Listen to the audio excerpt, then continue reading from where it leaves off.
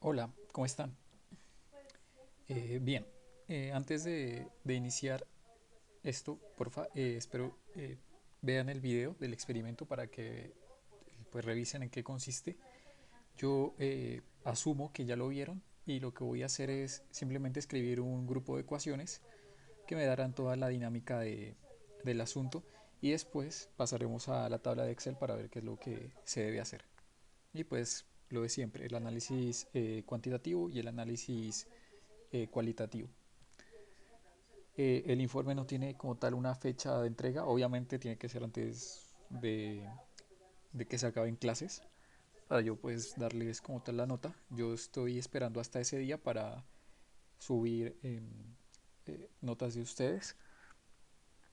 Si puedo antes, o yo, claro, lo importante es que tenga retroalimentación para antes de como tal el examen, que no va a ser una cosa muy complicada. Principalmente yo les escribiré, yo les escribiré en qué va a consistir y nada, también me pueden preguntar en la próxima sesión sobre qué va o qué va a tratar el examen parcial final.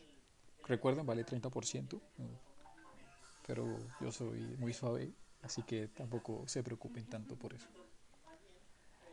Listo, entonces, bien, tienen el montaje experimental. Básicamente tienen en este esquema el eje de rotación, tienen ¿cómo se llama?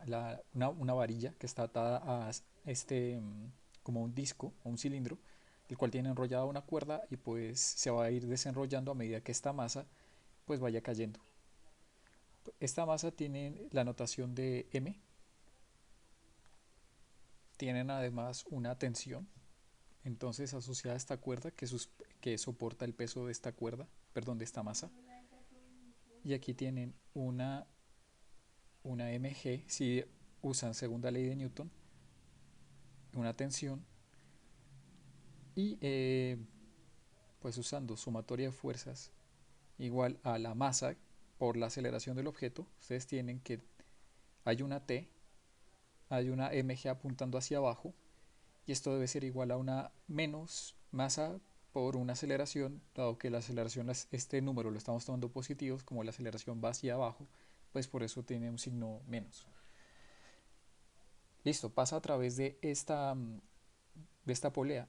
Asumamos que la polea tiene lo siguiente, tiene una I, es decir, un momento de inercia aproximadamente cero.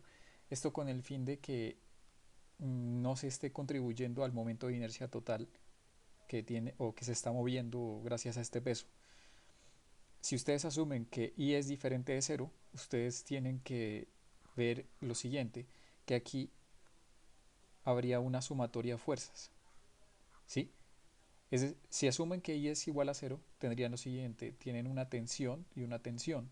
Es decir, que esta cosa no rota porque el cuerpo está en equilibrio rotacional, lo cual no está pasando, la polea también va a estar girando. Es decir, que debe tener un I asociado. Entonces las tensiones deberían ser diferentes, porque cuando yo hago la suma de tensiones, T1 hacia acá es positiva, T2 es negativa porque va hacia tiene un ángulo rotatorio en el sentido de las manecillas del reloj, tiene que ser igual a I por alfa, y eso me está obligando a que pues esta cosa, si tiene un momento de inercia igual a cero, las tensiones sean iguales, es decir que por eso despreciamos eso. Si no, recuerden que esto pasa. ¿Qué otra cosa tenemos además de todo lo que acabo de mencionar? Pues debo aplicar segunda ley de Newton a las varillas. Entonces, si veo desde arriba esto, recuerden que esto tiene un radio 2R y pues las varillas tienen una longitud L que por ahora no nos interesa. Si lo vemos desde arriba, pues claro, que estoy viendo este fragmento de acá, ¿sí? Lo que voy a tener es, pues, que esto mide R y acá tengo una tensión. ¿Listo? Esto está fijo, es decir que esto empieza a rotar. Pero claro, esto está anclado a las varillas. Perdón, voy a recortar aquí mi dibujo. Estas son las varillas.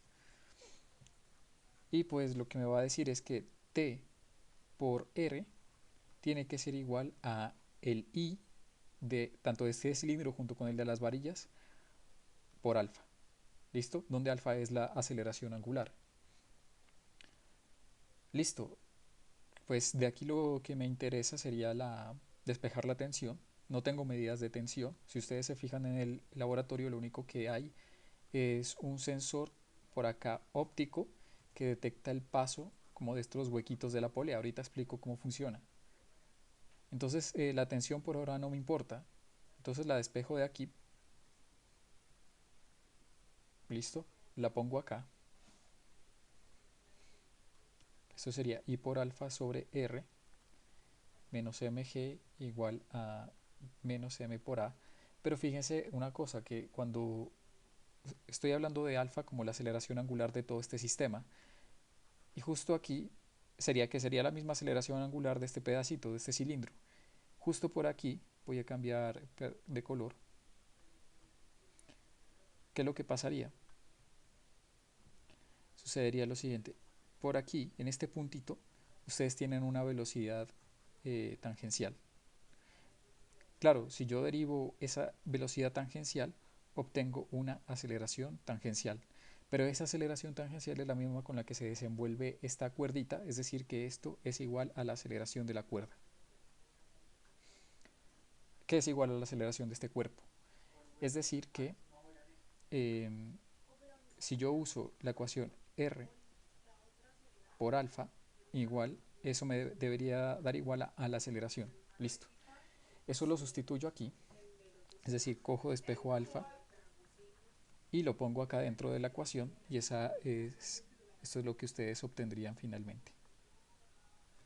Entonces, I por A sobre R cuadrado menos mg igual a menos m por A, y de aquí basta con despejar la aceleración. Perdón, voy a despejar aquí el momento de inercia, que es una de las medidas que nos interesa.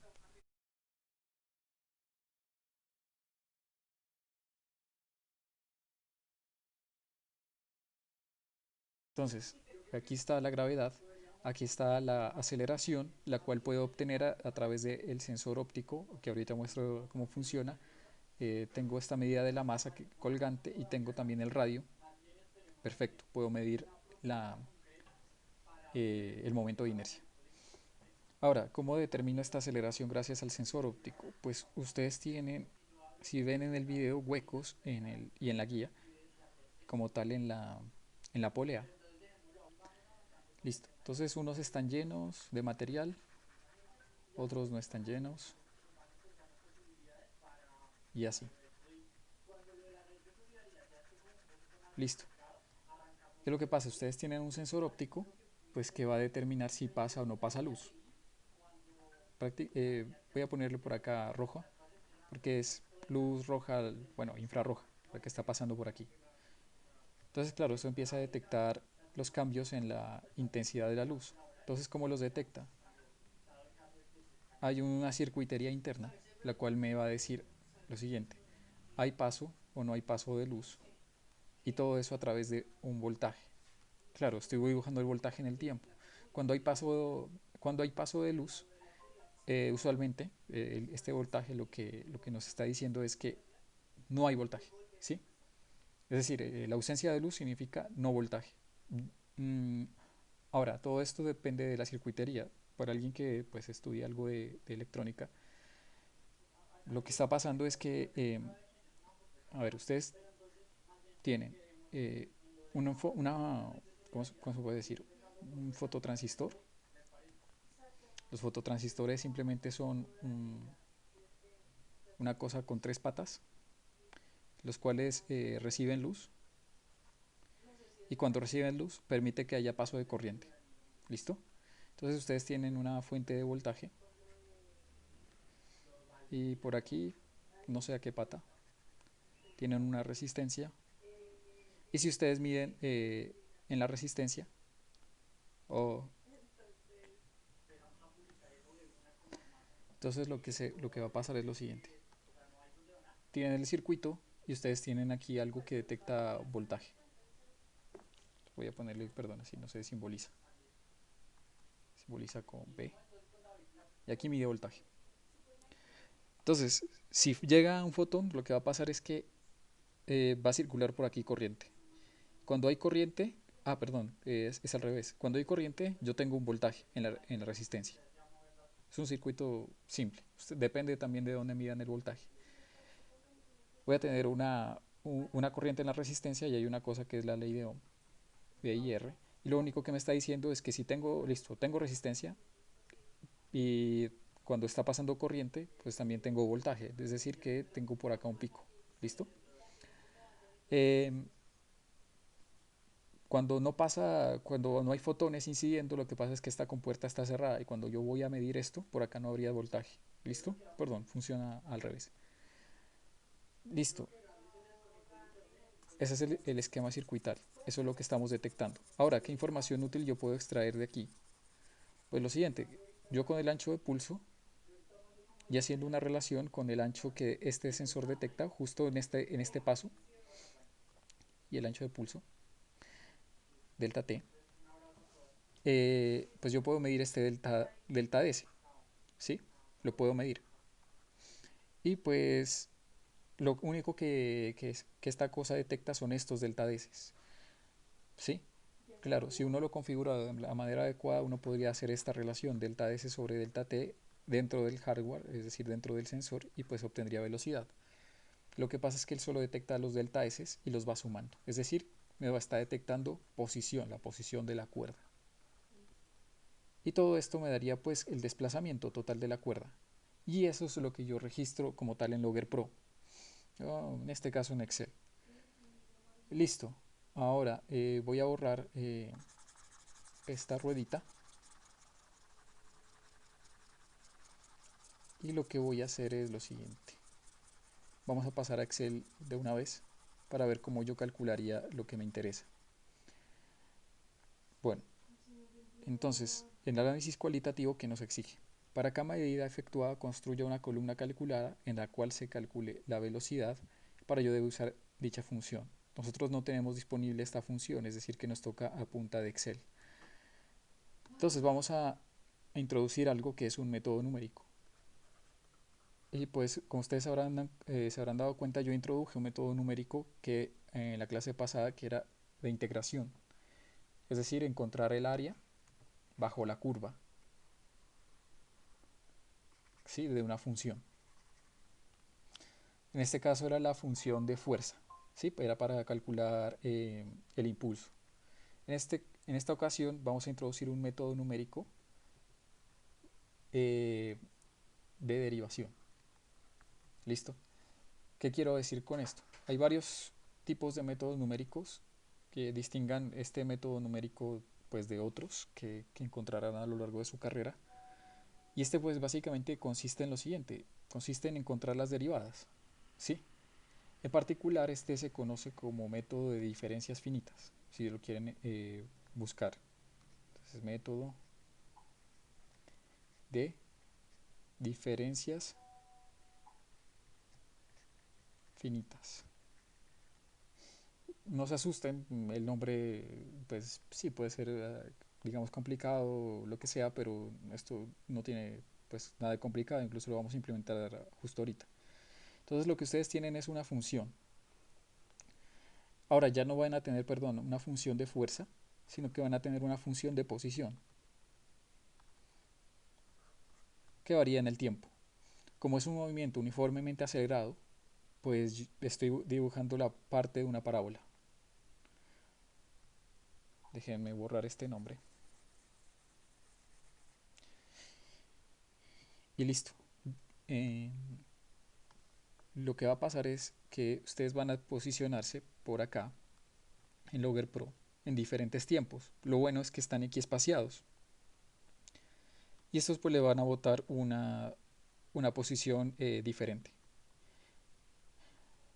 Nosotros habíamos visto que la posición, cuando derivamos posición obtenemos velocidad, es decir, que podemos averiguar la velocidad que habría entre estos dos puntos, ¿sí? Por lo menos la velocidad promedio entre estos dos puntos, que sería aproximadamente la velocidad que hay en algún punto de estos, ¿sí? Alrededor, perdón, interiores a estos.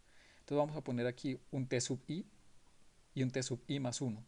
Este es el tiempo actual, este es el tiempo futuro, ¿sí? De la serie de datos de tiempo que tenemos registradas en el archivo de Excel.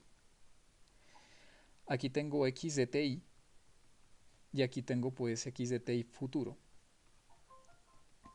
¿sí? Es decir, la posición evaluada justo en ese tiempo. Y pues, ¿qué es lo que voy a hacer? Encontrar la pendiente que podría haber en alguno de estos puntos interiores. Y si ustedes se fijan, esa velocidad no difiere mucho, ya sea de la velocidad que hay aquí o de la velocidad que hay en este. No difiere mucho. Es decir, que yo puedo calcular y asignarla la velocidad ya sea a este punto o a este punto. Pero estoy incurriendo en errores y son errores que se deben tener en cuenta cuando se haga una propagación. No se la voy a exigir, pero es algo que ustedes pues deben guardar en su cabeza. Listo, entonces tengo velocidad sería igual aproximada, de una manera aproximada, voy a poner esto, a x de t sub i más uno. Fíjense que estoy usando ahorita la definición de una pendiente, que es básicamente lo que significa una derivada. Y lo tengo que dividir entre estos, entre t sub i más uno menos t sub i. Listo. Y esa es la velocidad. Y este es un método de diferencias finitas para calcular derivadas.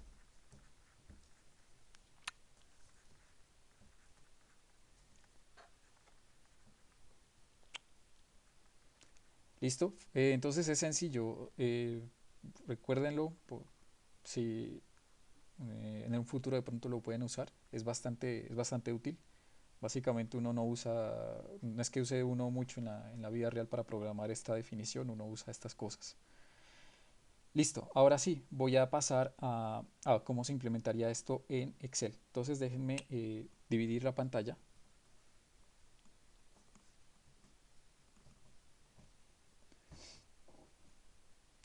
Y lo que hice fue lo siguiente. Pues implementé unas columnas, ¿sí ven? Copié y pegué todo lo que nos dice el archivo, copié y pegué los datos. Y listo, y ahora procedo a calcular velocidad.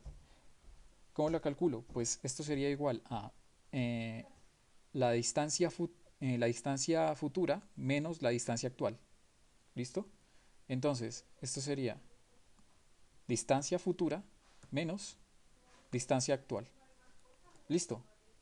Dividido esto entre tiempo futuro, si lo ven aquí, t sub i más uno menos tiempo actual. Le doy enter y me ha calculado la velocidad y así arrastro todo esto y listo. Fíjense en algo, si ustedes ven aquí y se fijan en qué está calculando, pues la verdad no está calculando nada útil porque acá estas casillas están vacías, no hay datos. Es decir que nosotros vamos a borrar esta vaina. No nos interesa. Y ahora sí procedamos a graficar esto. Entonces, selecciono todo esto, le doy insertar eh, y le voy a dar esto. Listo. Y ahora también voy a graficar mmm, tiempo versus velocidad.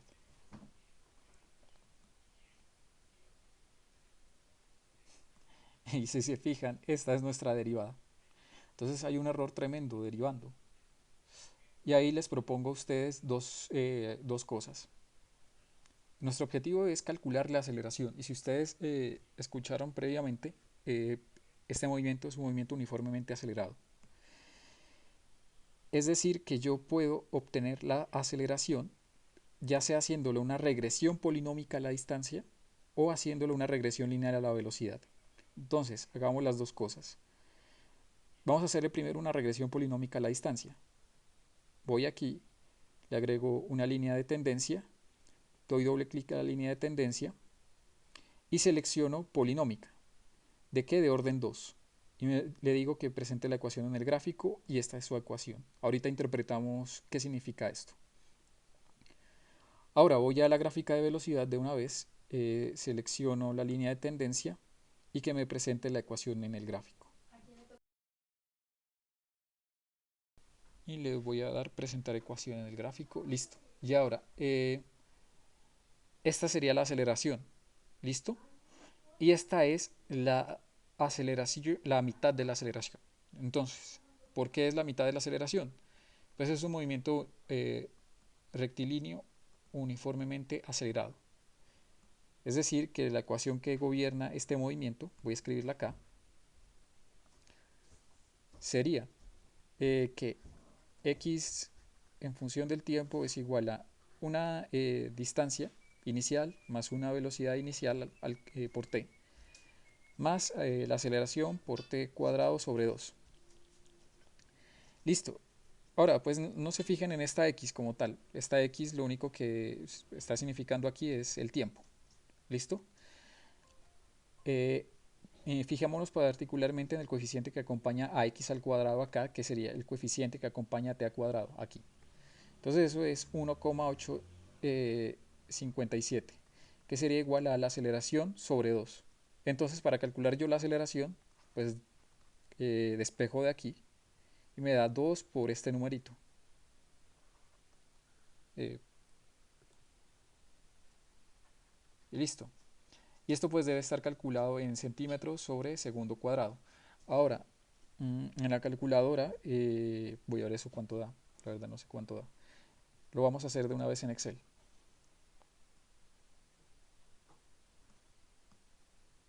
Entonces, la aceleración por este método me da que es 2, perdón, sí, 2 por 1,857.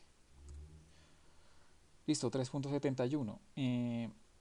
Y ahora, pues por el otro método, que es este, haciéndole calculándole la regresión lineal a la velocidad, me da 3,87, 89.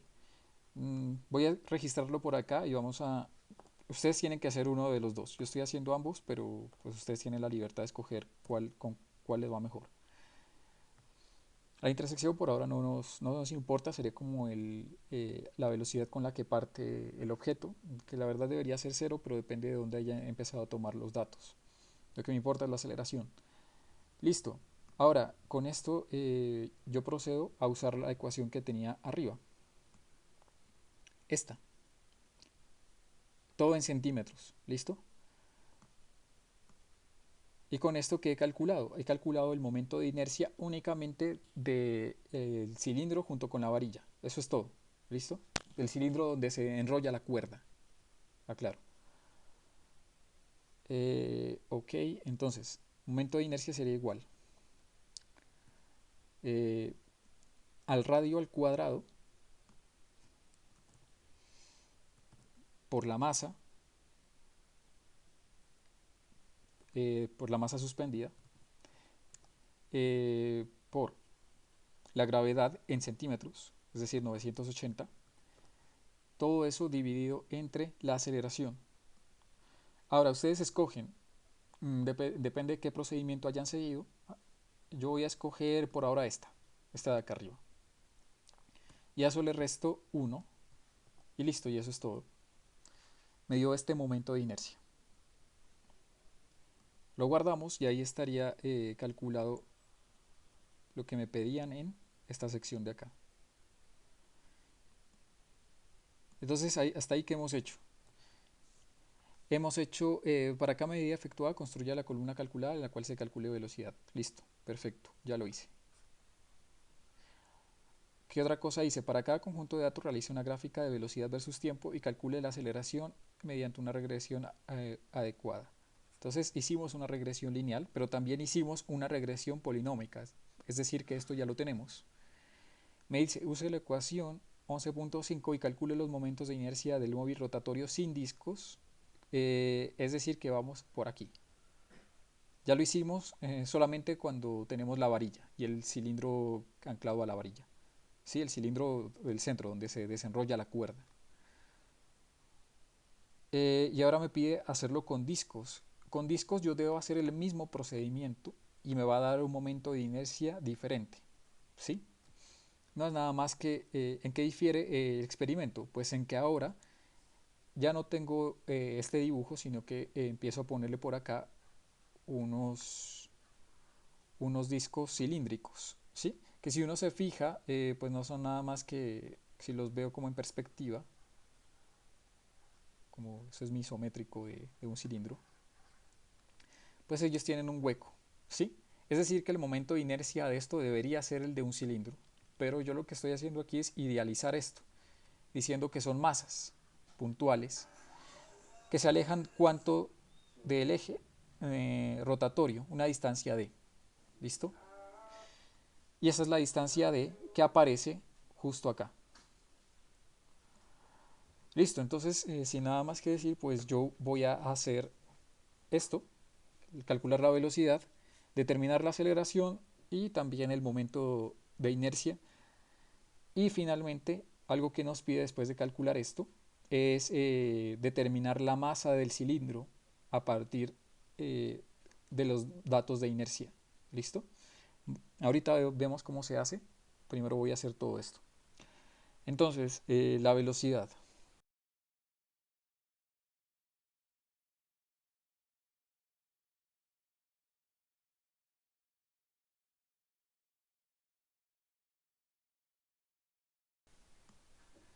Listo. He calculado, he hecho las gráficas y ahora procedo a hacer la regresión polinómica de este gráfico. Este es el de posición, recuerden. Listo, polinómica orden 2, presentar ecuación. Ok. Si quieren hacer la regresión, por lo menos en este, lo pueden hacer. Yo por ahora no lo haré, ¿listo? Pero si escogen este método, bienvenido. Listo, ahora calculemos la aceleración. Sabemos que es 2 veces este numerito de aquí. 2 por 1,6253. Listo, 3.225. Momento de inercia. Uso la ecuación que está acá.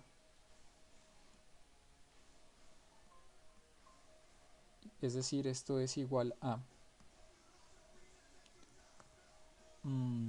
el radio al cuadrado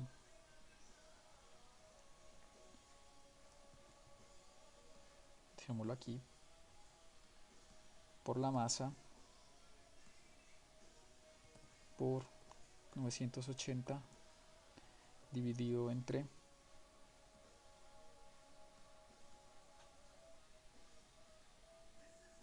menos 1, listo. Me dio este momento de inercia. Vamos a ver si está bien calculado.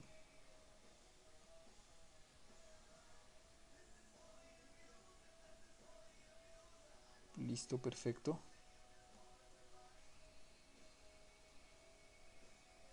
Listo, perfecto. Y ahora vamos a calcular la masa cilíndrica. Ya calculamos los momentos de inercia y vamos a ver cómo se calcula la otra cosa. Recuerden, entonces tenemos en principio, voy acá y voy a borrar unas cuantas cosas.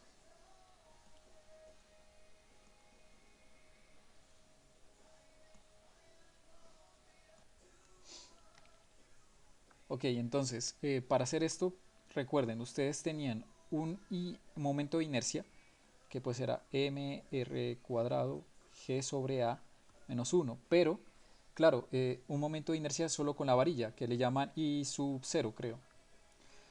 Ahora, tienen otro momento de inercia i sub d, que es con las masas puestas. Entonces tienen mr cuadrado g sobre a sub d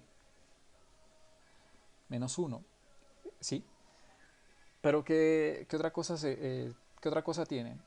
Tienen algo que se conoce como el teorema de ejes paralelos, que consiste en, pues simplemente añadirle un término extra, que es la masa por la distancia al cuadrado que separa a la masa del eje rotatorio. Es decir, si ustedes tienen la varilla representada por esta línea, que de pronto sirva a pintarla en otro color,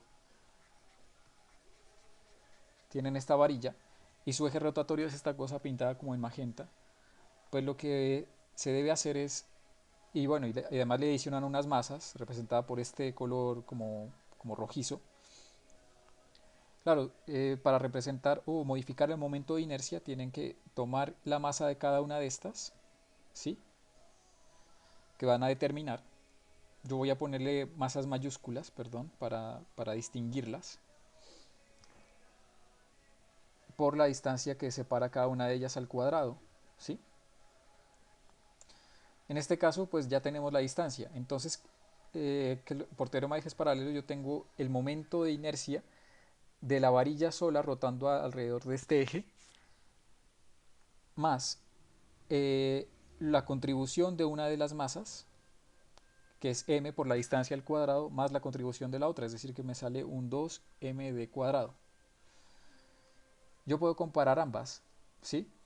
¿De qué forma? Pues lo siguiente, yo he calculado esta, que ya lo tengo, y esta también ya la tengo, ¿sí? Con esta ecuación yo la determiné. Con esta otra ecuación yo determiné este otro parámetro. Y ahora pues lo único que me falta hacer es y restar y despejar la masa desde esta ecuación.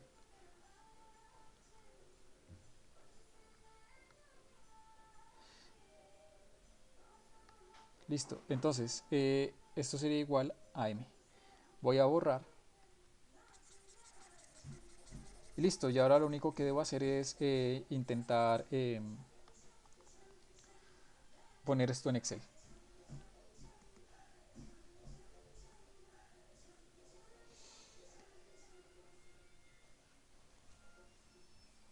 Listo. Esto es igual entonces a I sub d. Entonces voy a poner aquí I sub d, que es la masa, perdón, el momento de inercia con las masas colgadas, con las masas cilíndricas, perdón, ancladas a la varilla, que es esta entonces, menos el momento de inercia solo de la varilla. Entonces déjenme desplazar este gráfico.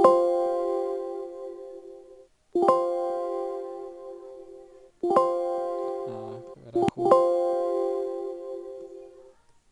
Por ahora no, me fastidies, Excel. Listo, aquí está el momento de inercia.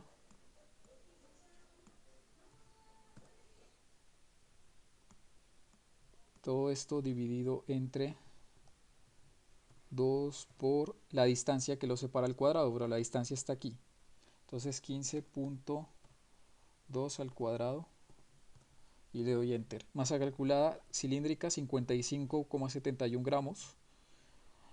Y pues no difiere tanto. Listo, no difiere tanto. Le hemos calculado bien. Ustedes calculan un error porcentual, ¿sí? Ya saben, el error porcentual sería igual entonces a lo siguiente. Error porcentual. ¿De qué? De la masa. Pues sería la masa real, ¿sí? M real menos M medida dividido entre M real, y esto lo multiplican por un 100% para pues que sea un porcentaje. Listo. Y eso es todo, básicamente. Aquí hemos calculado qué parte rotatorio con discos, pero claro, hay uno que está con discos en el punto intermedio, que fue el que calculamos, porque si ustedes se fijan en la distancia D, pues es esta, ¿cierto? 15.2. Hay una distancia D más grande, entonces estas son las que se toman como los discos en los extremos, que ustedes van a hacer, pues no lo he hecho aquí, pero es sencillo. Y listo, hemos expresado, esto está, recuerden, los momentos de inercia son gramos por centímetro al cuadrado. Y dice que calcule las masas cilíndricas. Calcule una de las masas cilíndricas, es decir, que yo puedo decir que esto está hecho y esto está hecho. Y ahora, pues ustedes hacen este análisis. Yo dije, de pronto, ¿por qué no darían? No sé, la verdad puede ocurrir lo siguiente. Si ustedes ven que esta es la masa medida, puede que ustedes tengan un momento de inercia mayor, calculado mayor, que el momento de inercia que no tienen las varillas. Eso puede deberse a que mm, puede haber un error en la toma de este D, ¿sí? de esta distancia. Puede haber un error inducido, ahorita vamos a ver con la geometría, porque nosotros hicimos la aproximación de que los cilindros eran masas puntuales, lo cual no es cierto, tienen una extensión y pues como su nombre lo indica son cilíndricos. Y el momento de inercia cambia cuando tenemos ese tipo de geometrías. Listo, entonces Además, cómo mitigar esta causa sin modificar el montaje. Ahorita vamos a estudiarla justo en el análisis cualitativo. Aquí le puse cualitativo, perdón. Esto es cuantitativo. Y ahorita voy a pasar al cualitativo ya. Creo que no había fijado que tenía ese error en el título, pero bueno. Entonces, en el cualitativo, ¿qué nos exigen?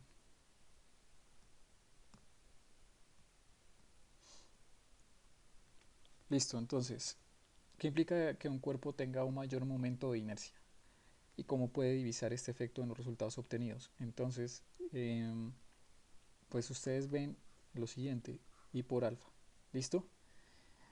I por alfa, pues claro, sería la sumatoria de todos los torques o momentos, como le estén llamando a este objeto, que estén actuando sobre el sistema. Entonces, si ustedes se fijan, si paso a dividir el momento de inercia, voy a tener una menor aceleración. Para el mismo torque yo tendría una menor aceleración. ¿Listo? Por lo menos aceleración angular. Es decir, que ahí ya estamos viendo un efecto. Además, ustedes recuerden que alfa estaba ligado con la aceleración como tal, ¿cierto? De la masa colgante. Es decir, que veríamos una disminución de, porque estamos manteniendo el radio constante, también una disminución de esta aceleración. Listo. Hecho. ¿Qué puede decir sobre el tipo de movimiento angular del móvil? Tenemos una alfa, es decir, que no es un movimiento uniforme, pero sí es acelerado. O sea, es un movimiento uniforme, perdón, es un movimiento uniformemente acelerado, de tipo rotacional, como quieran llamarlo. Ahora, ¿hasta qué punto es razonable suponer que los discos son masas puntuales? Entonces, ahí va la discusión, y es que ustedes tienen unas masas adicionales que son de tipo cilíndrico.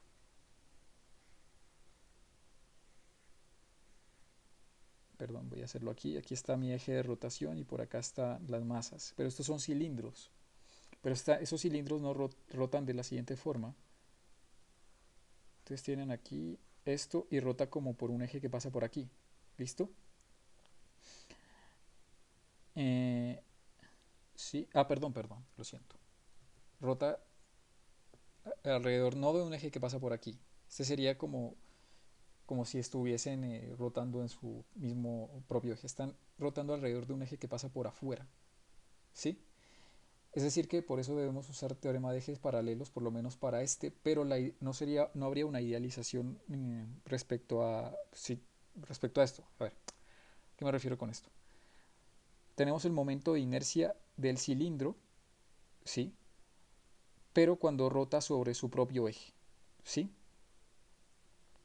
Entonces, perdón, voy a poner el momento de inercia que aporta el cilindro cuando rota sobre este eje que voy a llamarlo Z. Sería igual al momento de inercia del cilindro, ¿listo? Que cuando rota en este eje, que voy a llamarle el eje P, que es el eje propio del cilindro, más m por d, la masa del cilindro por la distancia al cuadrado. Es decir, si ustedes recuerdan, el momento de inercia total era el momento de inercia de la varilla, que voy a llamarle, para nosotros no era I sub 0, más momento de inercia aportado por las masas que eran puntuales, ¿sí? Sería así, y esto es lo que nosotros ya conocíamos como I sub D.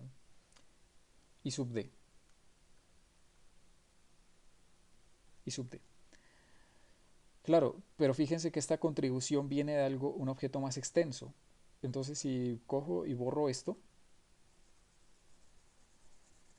lo que nosotros deberíamos hacer para obtener el momento de inercia total sería adicionar este I sub C, que rota alrededor de Z, ¿sí? Claro, pero yo tengo un cilindro acá y otro cilindro por acá al otro lado, ¿sí? Entonces tengo que ponerlo dos veces. Y si ustedes se fijan, creo que en la anterior ecuación me faltó un 2, porfa, ténganlo en cuenta. Esto sería igual a 2 I sub C en P más 2 veces M de cuadrado. Es decir, si ustedes se fijan ahora sí, este y este me forman lo que se conoce como I sub D. Pero falta esta contribución, que es la propia, la de la geometría del cilindro. Es decir, que con eso podríamos corregir parte de los errores que estamos obteniendo en la medición. Es decir, este término hay que tenerlo en cuenta. Listo, entonces me voy acá. ¿Cómo cambiaría el cálculo? Lo he dicho con el término que acabo de poner en verde. Es decir, que esto queda. Ahora, cambiarían las aceleraciones calculadas si se tuviese en cuenta el momento de inercia de la polea, aumentaría o disminuiría. Entonces, el momento de inercia de la polea también contribuye y pues uno tendría que modificar las ecuaciones con las que uno está trabajando. ¿Cómo se verían modificadas? Voy a borrar, no tengo más espacio donde escribir.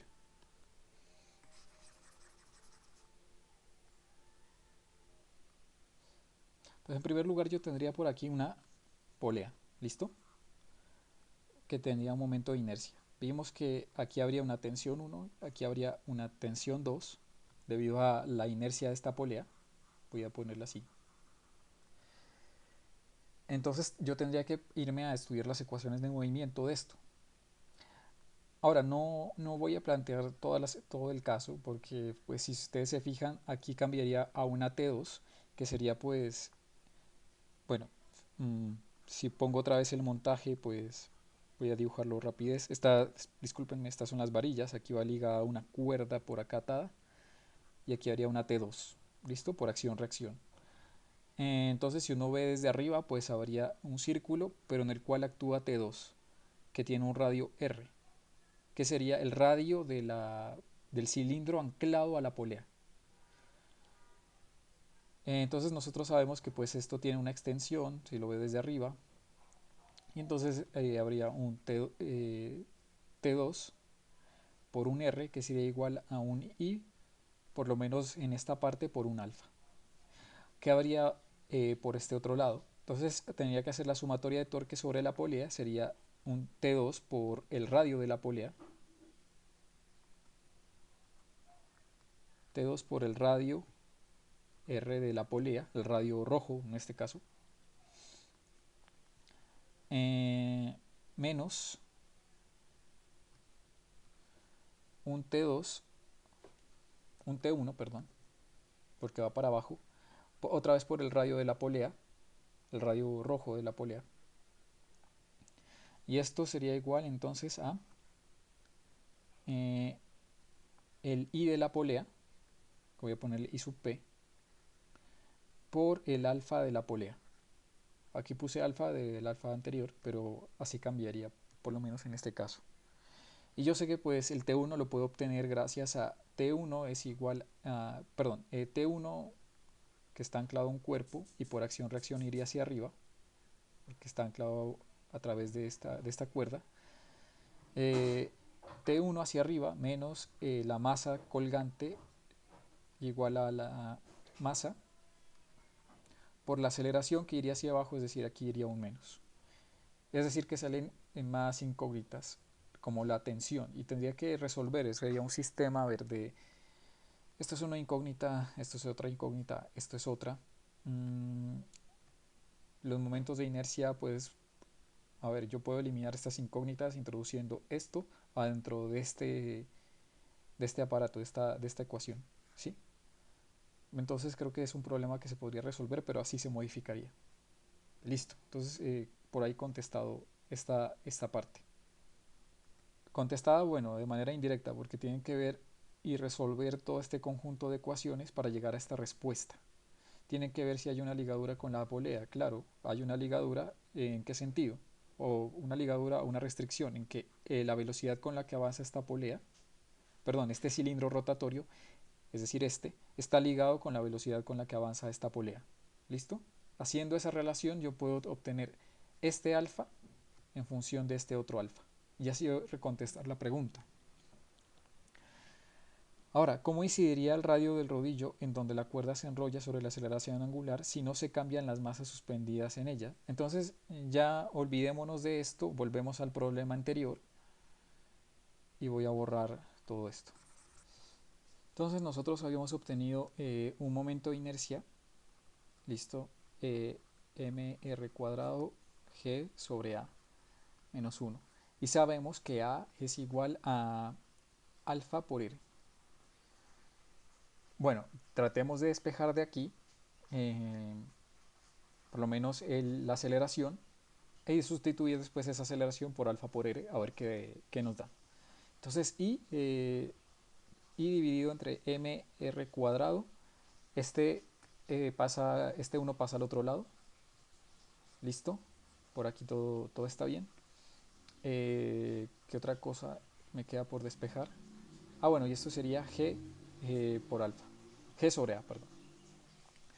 Ahora pues puedo desarrollar esta ecuación. Esto sería I mr cuadrado sobre mr cuadrado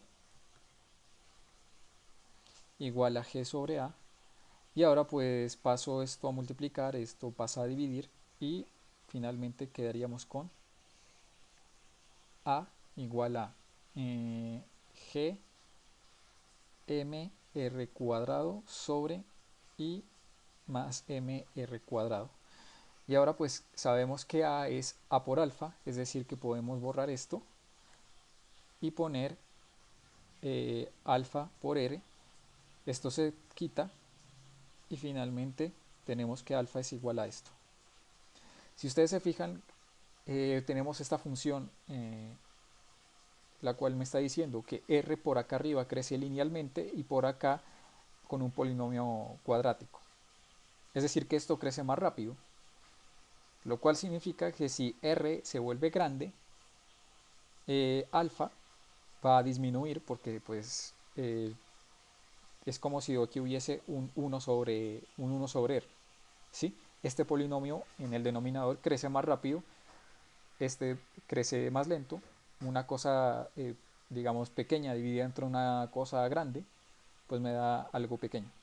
Entonces, ese sería el razonamiento para justificar la respuesta.